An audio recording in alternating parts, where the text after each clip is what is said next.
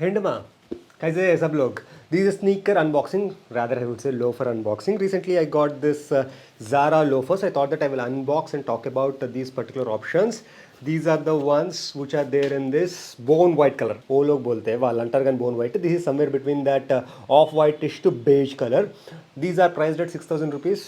Size down by one in case if you are going for Zara loafers especially.